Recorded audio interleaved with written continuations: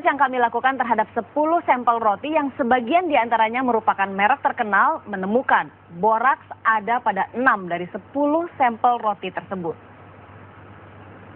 Tapi Anda tidak perlu berhenti makan roti karena masih banyak roti yang aman. Kami pun akan memberikan tips cara memilih dan membuat roti. Dalam mengendus sejumlah kuliner yang mencurigakan, kami, tim reportase investigasi menemukan roti tawar dan manis pun tidak luput dari kecurangan. Produsen roti yang berbuat curang, salah satunya adalah pabrik roti yang cukup besar ini. Disinilah Panjul, narasumber kami bekerja.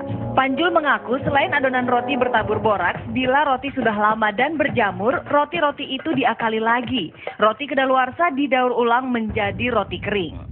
Ukuran dari langganan gitu, ya kan.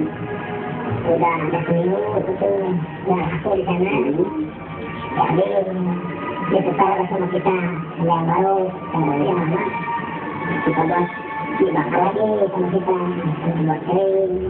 Tapi udah susah itu, udah jamuran. Ada yang jamuran, nggak pernah dibersihin, itu mudah tuh, itu hajar aja lah. Kalau dibersihin lama, ada juara tuh, ada yang hijau, waduh lama, gini banget. Udah kata si bos, hajar. Namun untuk menjelaskan kecurangan itu, kami membuat studi kasus. Sejumlah roti yang kami curigai dari beberapa tempat kami bawa ke laboratorium.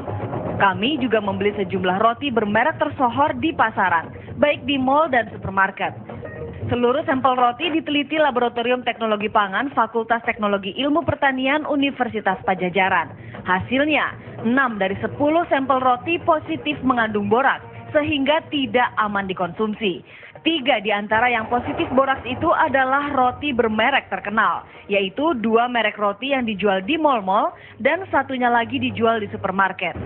Salah satu roti yang terkenal di mal itu juga ternyata mengandung kapang melebihi batas standar nasional Indonesia. Dalam jumlah berapapun, boraks, pijer alias bleng dilarang digunakan untuk makanan. Konsentrasi anak-anak yang tidak sengaja mengonsumsi boraks berlebihan akan menurun dan cenderung bodoh. Bahkan boraks bisa memicu terjadinya kanker. Sedangkan kapang merupakan sejenis jamur yang biasanya tumbuh pada permukaan makanan yang sudah basi atau terlalu lama tidak diolah. Kapang bahayanya mungkin bisa menyebabkan sakit perut. Biasanya kalau kita tidak bisa melihat kapang, ya dari aroma flavor sudah mulai tercium aroma seperti alkohol, cukup menyengat. Nah itu artinya roti memang sudah memiliki umur yang sudah tidak layak konsumsi. Ada produsen roti curang, ada pula produsen roti jujur. Salah satunya Asep Sutisna yang sudah 10 tahun berjualan roti. Ia mengaku sangat menjaga betul kualitas bahan-bahan untuk rotinya. Ucapannya itu juga terbukti dari hasil uji laboratorium, kalau rotinya tidak mengandung zat kimia berbahaya. Karenanya, Asep meminta pembeli rotinya untuk dihabiskan dalam 3 hari. Lewat dari 3 hari, rotinya sudah tidak layak konsumsi. Bila rotinya tidak laku dijual dalam 3 hari pun, roti akan segera ditarik dari pasaran dan segera dimusnahkan. Justru kan kalau misalkan roti tidak pakai pengawet, cepat jamuran gitu. Jadi kebetulan masalah pengawet, kita menggunakan pengawet yang sudah ada dari bahan baku.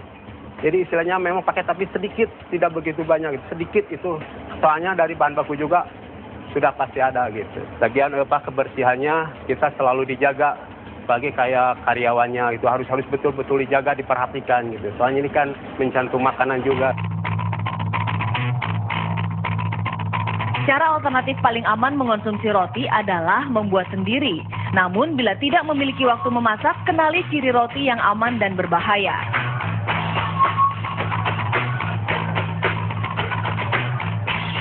Bagaimana ciri roti yang sehat? Kita akan temukan jawabannya dengan bertanya langsung pada seorang chef.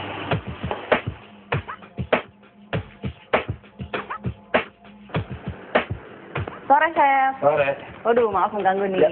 Saya mau tanya dong, bisa bedain nggak roti yang sehat dengan roti yang mengandung boraks? Kebenaran saya punya nih. Ini ada 2 macam roti. Yang satu roti yang kebenaran saya bikin, tanpa saya beli. Oke, gimana bedanya? Kalau yang bagus biasanya dia makin lama tuh semakin keras. Justru keras. Ya, kenapa? Karena kan memang masa pengempukannya dan masa expiry sebenarnya lebih pendek daripada yang memakai barang-barang mengandung bahan-bahan kimia yang mengandung untuk memperpanjang umur. Lihat masa expiry-nya. Kalau benar-benar dia panjang sampai seminggu, 2 minggu, itu udah pasti patut dicurigai. Biasanya bau roti yang memang benar, dia harum seperti wangi-wangi butter. Dan memang kalau misalkan ada bau asam sekalipun, itu asam dari raginya. Nah, kalau misalkan roti yang tidak benar ini, baunya tidak mengandung bau seperti seperti butter dan terigu, itu udah nggak ada. Dan baunya malah lebih kayak apak. Dari warna? Kalau dari warna sebenarnya yang ini agak lebih putih daripada yang benar. Jadi kalau yang terlalu putih juga patut dicurigai. Ya, karena roti tawar itu banyak yang memakai pemutih-pemutih buatan seperti shortening, pemutih untuk kain dan sebagainya, itu masih banyak dipakai juga. Tips lain, roti yang tidak layak konsumsi bila dipilih rontok.